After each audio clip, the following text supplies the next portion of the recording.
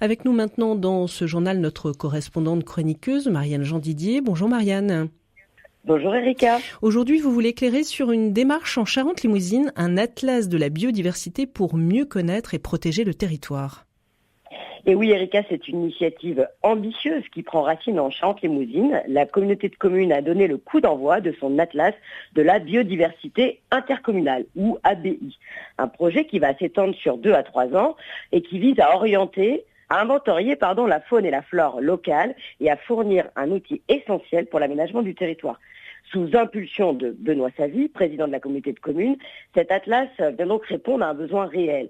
Car en effet, les communes sont souvent appelées à répondre à des appels à projets régionaux ou nationaux pour obtenir des subventions. Or, ces dossiers exigent des données précises sur l'environnement local qui font souvent défaut aujourd'hui. D'où l'intérêt de cet atlas et de la biodiversité qui va constituer un premier niveau d'inventaire des espèces animales et végétales du territoire.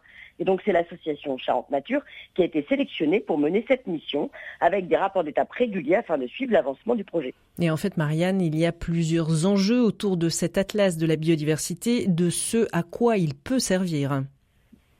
Et oui, Erika, au-delà de l'aspect informatif, l'Atlas de la biodiversité jouera un rôle stratégique. Il servira à alimenter les politiques environnementales en facilitant la gestion des milieux aquatiques, la restauration des espaces sensibles et en accompagnant les projets d'urbanisme, notamment dans le cadre de l'éventuelle extension du PLUI, le plan local d'urbanisme intercommunal. Donc l'objectif est clair, faire de l'environnement un levier central de l'aménagement du territoire. Il faut commencer par connaître les contraintes environnementales avant de travailler à un quelconque aménagement. C'est d'ailleurs ce qu'a précisé Benoît Savy dans la presse locale. Et cet atlas de la biodiversité reste quand même en quelque sorte un pari pour le territoire de la Charente-Limousine, Marianne ? Alors Marianne, nous ne vous entendons plus. Alors Marianne, nous vous avons perdu, puisque en fait, en tout cas, précisons que cet atlas de la biodiversité a un coût notamment de 185 000 € et qu'il a fallu convaincre aussi les 58 communes concernées pour l'avenir de ce territoire.